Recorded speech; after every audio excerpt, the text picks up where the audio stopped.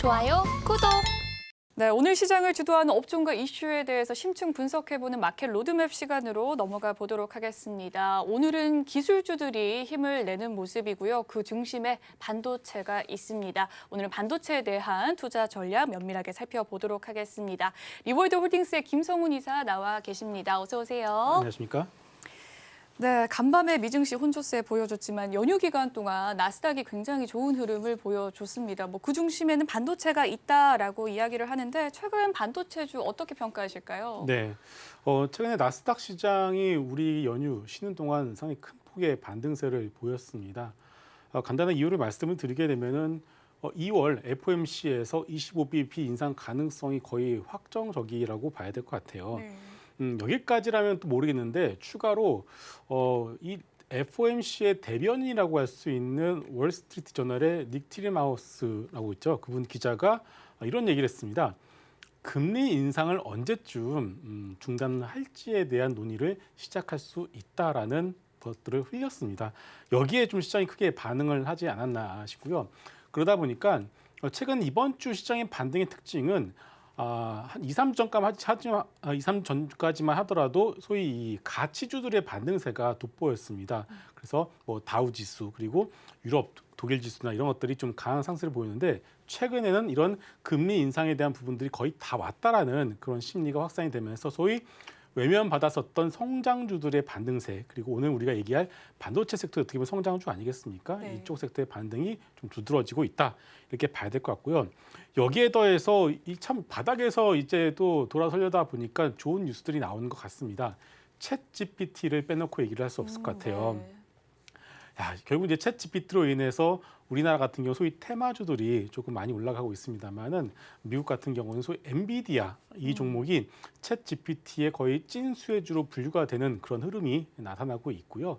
그와 관련해서 이 반도체 특히나 비메모리 섹터에 대한 관심이 우리나라에서도 이제는 확산이 되어가는 그런 분위기다 이렇게 볼 수가 있을 것 같습니다. 그래서 정리를 하자면은 최근에 이제 성장주들 반도체 섹터를 포함한 성장주들의 반등은 FOMC에서 금리 인상 중단에 대한 논의가 시작될 수 있다는 것과 챗 GPT를 포함한 소위 이 반도체 업황의 바닥 가능성에 베팅을 하는 그런 흐름으로 이렇게 우리가 좀 설명을 할 수 있지 않을까 싶습니다. 네, 반도체 관련주들 턴어라운드에 대한 기대감이 현재 잔존해 있는 시장인데요. 주요 흐름에 대해서 살펴봐 주셨습니다. 오늘 좀 살펴보면 SK하이닉스와 삼성전자 굉장히 좋은 흐름 이어가고 있는데요. 이 반도체 업황 개선 전에 이제 좀 매수의 시기이다라고 보십니까? 네, 결국은 삼성전자나 SK하이닉스나 장기적으로 본다라면은 꾸준히 우상향할 네. 가능성이 높다라고 생각을 합니다. 일단 다만 고민이 있는데 이게 참 개별주처럼 대형주다 보니까 바로 올라가지는 않을 거예요. 왜냐하면은 여전히 이제 반도체 섹터를 이제 안에 들여다보게 되면은 이 재고에 대한 부분들 계속 이슈가 될 거고요. 반도체 가격 역시도 아직까지는 추세를 잡았다라고 볼 수 없기 때문에 이 업황에 대한 바닥에 대한 기대감은 분명히 있습니다만은 이것이 추세적으로 강하게 시장을 이끌어갈 만한 그런 어떤 역할까지는 못 해주고 있는 것이 사실이지 않을까 싶습니다. 자, 그래서 결국 최근에 이제 반도체 섹터의 반등의 주요 원인은 앞서서 우리가 살펴봤듯이 반도체 업황에는 바닥에 대한 기대감도 있겠지만은 바이코리아의 어떤 성격도 있습니다. 네. 바이코리아라고 한다면 우리가 또 봐야 될 지표가 있죠. 바로 환율입니다. 환율이 1,250원 밑으로 떨어지면서부터 소위 이 반도체 섹터라고 하죠. 삼성전자와 SK하이닉스를 비롯한 대형주 쪽으로 외국인의 순매수가 거의 3.5조 원 이상 들어온 상황이고요.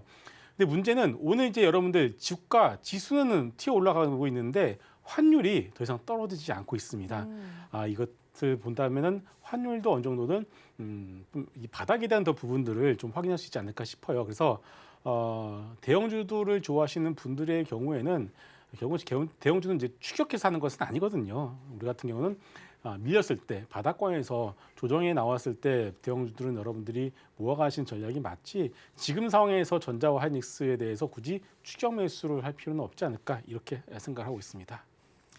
네, 아직 이 반도체 재고에 대한 악재는 좀 잔존해 있지만 바이코리아 행렬이 나타나 주면서 주가가 좀 상승을 했다라는 말씀해 주셨습니다. SK 하이닉스에 대해서 조금 더 자세하게 살펴보도록 할 텐데요. 세계 최고 속도라고 합니다. 모바일용 디램 개발 호재가 전해졌는데요. 이제는 뭐 차세대 IT 시장에서 또 게임 체인저가 될 것이다라는 기대감이 있는 상황입니다. 오늘도 4% 넘게 상승을 해준 SK 하이닉스인데요. 추가 상승 동력 어디에서 좀 관측을 해보면 좋을까요? 네, 뭐 앞서 우리가 살펴봤던 것처럼 전자나 하이닉스나 꾸준히 우상향할 가능성은 높다라고 생각하고 있습니다. 일단은 이유를 여러 가지를 볼 수가 있겠지만 크게 네 가지를 한번 말씀을 드려보도록 하겠습니다. 첫 번째로는 얼마 전에 인텔에서 새로운 서버형 CPU죠, 사파이어 래피즈를 발표를 했고요. 네. 결국 고성능 디램에 대한 필요성이 부각이 될 수밖에 없기 때문에 이러한 것들이 전자나 하이닉스의 디램 업황에는 분명히 긍정적이라고 판단할 수 있을 것 같습니다. 여기에 대해서 최근에 중국 리오프닝 관련주들 정말 많이 오르고 있지 않겠습니까? 순서가 있습니다. 순서가 있는데 결국 그 끝단에는 이 IT 섹터가 될 수밖에 없을 것 같아요. 그동안 소외되었었던 IT 섹터가 중국 리오프닝의 마지막 수혜주가 될 가능성이 높다라고 보고 있고요. 또 하나 이제 장기적인 관점이지만은 전기차의 어떤 방향성 자체는 우리가 부인할 수 없지 않겠습니까? 그리고 전장 사업에 대한 어떤 확장 가능성 역시도 반도체 수요에 대한 어떤 것들을 더욱더 긍정적으로 우리가 볼 수 있는 하나의 모멘텀이라고 볼 수 있고요. 마지막으로 이제 말은 발표를 하지는 않고 있습니다만은 실질적인 이제 감산에 들어가지 않았겠습니까? 네. 이런 것들이 반도체 가격을 잡아주기 때문에 결국은 업황 바닥에 대한 어떤 그런 가능성을 더욱더 공고히 하고 있다 이렇게 봐야 될 것 같습니다. 다만 참 아쉬운 부분들이 있어요. 과거로 봤을 때, 역사를 봤을 때 같은 디램의 업체인 미국에 상장되어 있는 마이크론 테크놀로지와 그리고 우리나라의 SK 하이닉스를 종종 비교할 수밖에 없는데 항상 이 마이크론 테크놀로지가 SK 하이닉스보다 수익률이 좋았습니다. 네. 아무래도 우리나라 이제 코리아 디스카운트에 대한 부분도 있을 것이고요. 주주 환원 정책도 미국만큼 좀 따라가지 못했던 부분들이 있는 것을 우리가 본다라면은 순수 디램 업체에 대한 베팅을 원하시는 분들의 경우에는 역시나 SK 하이닉스보다는 마이크론 테크놀로지 쪽으로 보시는 것이 낫지 않을까라는 생각을 하고 있습니다. 네, SK 하이닉스에 대한 장기적인 주가 관점에서 이야기를 해주셨는데요. 장기적인 관점으로는 상승 전망이 예상이 되지만 마이크론과 비교했을 시에는 마이크론이 더 좋다라는 이야기시겠죠. 네, 그럼 최근 또 이 바닥론의 이 반도체 이야기 좀 해보도록 하겠습니다. 이 마이크론이 굉장히 좋은 역할을 하고 있는 것 같은데 어닝 쇼크 최근에 또 기록을 했고요. 투자가 중요한 상황 속에서 기업의 지출이 줄여져 가고 있는 상황입니다. 대장주와 소부장주가 있지 않겠습니까? 네. 어떤 쪽을 좀 접근을 해보면 좋을까요? 네, 참 그동안 이제 소부장 기업들을 장기적으로 투자를 하신 분들의 경우에는 참 딜레마가 있습니다. 야, 이렇게 실적이 좋고 숫자가 잘 나오는데 왜 이렇게 주가는 못 가지라는 고민을 모두가 하고 계실 것 같아요. 그런데 역시나 이제 아무리 개별 기업의 숫자가 잘 나오고 실적이 잘 나온다고 하더라도 이 업황을 무시를 할 수는 없는 것 같습니다. 반도체 업황이 그동안 바닥에 대한 인식이 없었기 때문에 아무리 개별 기업들이 숫자가 잘 나온다고 하더라도 그 주가는 뻗어나가지 못했던 것이 사실인데요. 최근에 결국 대장주라고 할 수 있죠. 삼성전자와 SK하이닉스가 바닥을 찍고 돌아선 모습이 나오면서부터 눌려 있었던 소부장 역시도 같이 따라가는 움직임이 나오고 있습니다. 그래서 개인적으로는 뭐 가지고 계신 자금의 용도나 사이즈가 다르시겠지만은 개인 투자자분들의 경우에는 물론 취향 차이도 있겠습니다만은 전자나 하이닉스보다는 소부장 쪽으로도 한번 관심을 가져보시는 것도 좋을 것 같습니다. 왜냐하면은 첫 번째로는 이제 수익률적인 측면에서 삼성전자, SK하이닉스 같은 경우는 정말 큰 금액이 들어야지만 좀 의미 있는 어떤 수익을 가져갈 수가 있는데 베타가 큰 이 반도체 소부장들의 경우에는 숫자도 충분히 나오고 있고 한번 업황이 방향을 잡아버리게 되면은 전자와 하이닉스의 수익률과는 비교도 할 수 없을 만큼의 어떤 상승세를 보여주는 것이 이 반도체 소부장의 특징이지 않겠습니까? 그래서 일단 저는 대형주보다는 반도체 소부장 쪽으로 보자는 말씀을 좀 드리고 싶고요.